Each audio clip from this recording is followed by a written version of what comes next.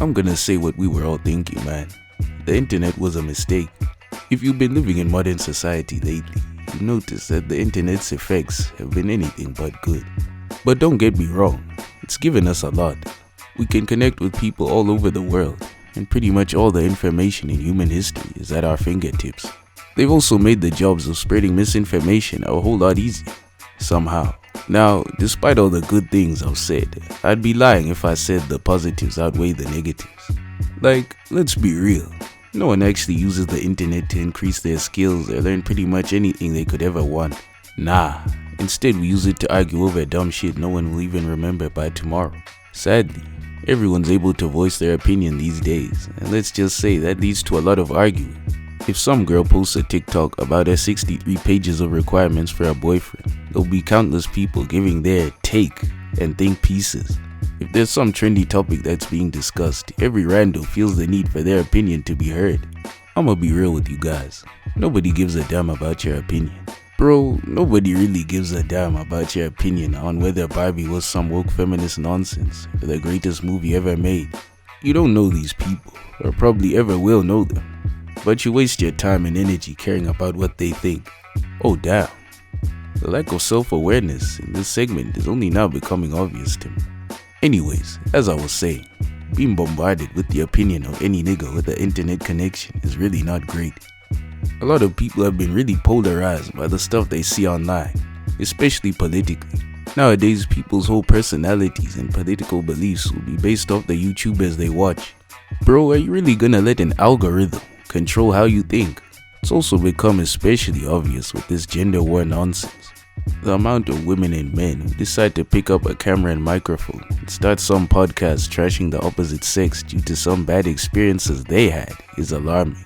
They project their insecurities and bad opinions into the minds of mostly young people, which is really damaging. Maybe you should have invested all that money in some therapy, my G. Don't even get me started on those damn street interviewers. The second these guys started pulling up in their Nike Techs with their iPhone 7s, society went on decline. It can't be a coincidence. And not to be on some boomer timing, but it's probably not a good thing our asses spend like 8 hours a day looking at some pixels.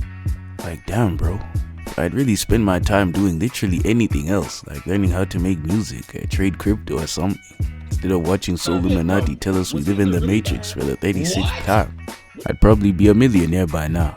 But you know, reality is disappointing.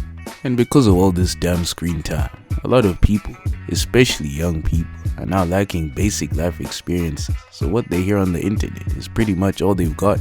And to put it simply, niggas on the internet are stupid as hell.